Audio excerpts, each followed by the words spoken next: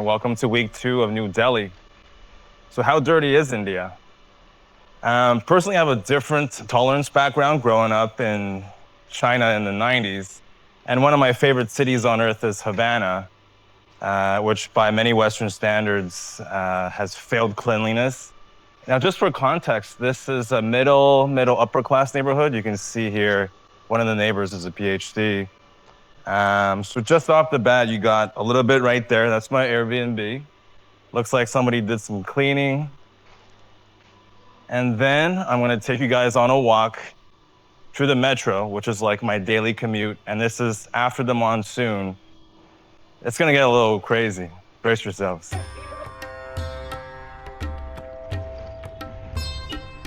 Hello.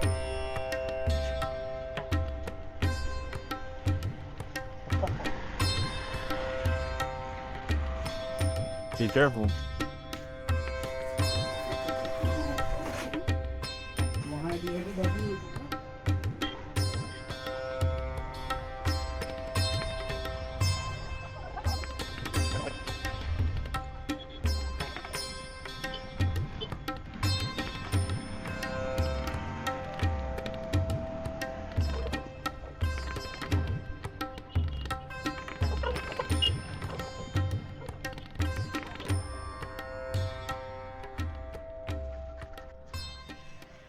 Now you see people who over here, they're even riding the motorbike over because just up there, you can see this big puddle here.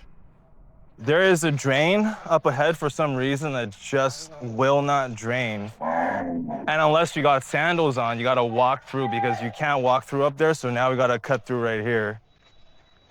You okay, buddy? Oh. Wild, huh?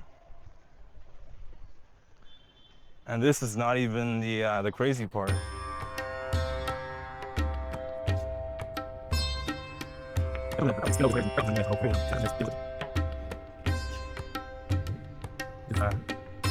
Gnarly.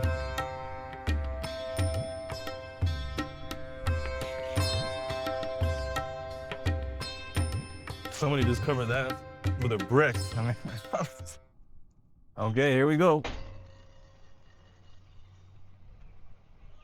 And you see the cows are just eating the garbage. That's why their waste material is that bad on the streets. So I mean, even if you can walk through that artery with sandals on, I mean, all that water is contaminated. I mean, it's not unless you grew up here, you just can't do it. And here's a chicken shop. So the man comes out at night. And while the chickens are watching, he'll butcher them one by one. And the chickens, I'm not too sure where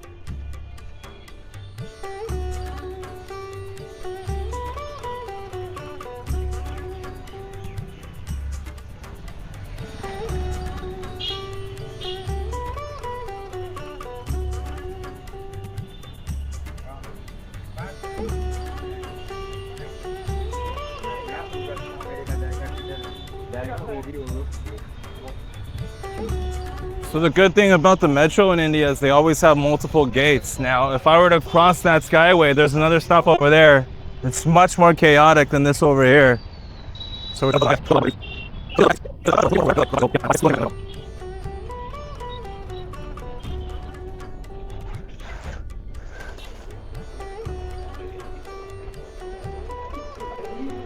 all right, we made it. So at every metro station and mall, you have to go through police checkpoints or military checkpoint. So we're gonna shut it off now. Not allowed. Yeah, so was that crazy? Let me know. Bro, look at this sweat stain. It looks like a happy face guy wearing sunglasses. So, Did anything, feelings stir up while you're watching me traverse through those garbage fields? And if you don't mind me being just a tiny bit provocative by asking, how do you think you'd feel if you were there physically walking through those garbage fields? Something I'd like to talk about this week is emotions in the field. Now, take a look at this magazine I found at my Airbnb. It's got nice graphics, but hashtag illegal immigration, deport the dreadful. Okay, the whole world seems to be going a nationalistic agenda. Nationalistic, okay. Now you turn the page, indict the illegals, tightening the noose. Yeah, you can't make that one up. While most of us and most of the world is obsessed with this guy, we kind of forget that the whole world is in constant ebb and flow. Now, another book that I read while I was in Cuba was 50 Years of Correspondence in Southeast Asia. It was a collection of articles that mentioned political unrest of other countries as well, but mostly about India. And I was really shocked to find out just how much violence and massacres, really, there has been amongst the Hindus and the Muslims in the past. Now, when the West thinks about India, I think the stereotypical image that comes up is the turban. But I was equally surprised to find out that the Sikhs only represent 1.7% of the entire population in India and were historically violently targeted by the majorities. So how does a minority group gain such success and renown abroad as persecuted groups often do? When situations are dire, it becomes imperative to move forward. Alike the stratagem of ancient Eastern generals to lead their retreating army against a river, victory becomes both exalted but necessary. For those of us who face no tangible threats nor immediate rivers behind our retreat to leisure, the suffering we still feel in the dopaminergic loop of samsara or pleasure is still very real. What can be our first step when we have the privilege of time to ensure we can find success by transmuting chaos for inner order? And since that was really heavy, it's a little bit too much, we're gonna cut through to me not talking, walking through the tomb of Hamayun, and a little bit of Jama Masjid. Everything in our realities have their inceptions through our five senses. We process and project light through our eyes, vibrations through our eardrums, etc. Simultaneously, our brain acts as a router, uploading our projections and downloading from the subconscious soup of memories, fantasies, beliefs, fears, desires, and everything else in between. A process science simply doesn't understand yet.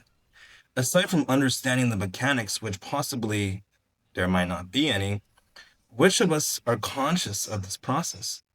Which of us manually install self-input at the stage where consciousness is able to insert itself against the unchangeable inceptions? When left unchecked, so are the products of our sense projections, emotions in the field. These emotions in turn mislead our energies as we jump on the bandwagon of chaos, the divide that seems to envelop our species in times of disharmony.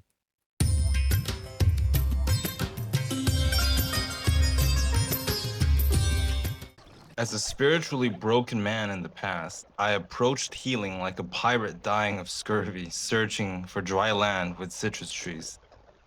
That path can sure be a dangerous plight, fraught with false prophets and illusions if we aren't aware of ourselves and our emotions.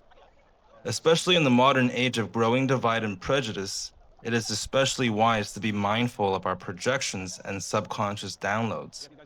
If one thing rouses us, could it be that it is not the subject that is deserving of hate, but rather we are receiving a signal that a challenge must be overcome to grow? Like the hometown hero, Gandhi, my personal heroes, Siddhartha Gautama, Jesus, and Carl Jung, they believe that the progress of our species is to be a spiritual one.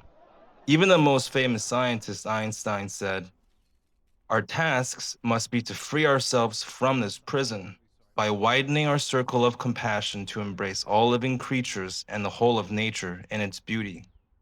And I believe before we wrestle and tinker externally and physically with broken systems, we must turn inwards to update the ones we are operating. So, how dirty is India? Objectively speaking, it ranks amongst the worst in the world. Personally, I'm just coming off a 2-day sickness myself. But to have missed out on the culture, the arts that have been embedded into the lessons of these lands for millennia would be a damn shame. So until then, when we meet here in Agra, may we take our steps between worlds with awareness, understanding, and selecting the emotions we emit into the field to ensure a journey well traveled. See you.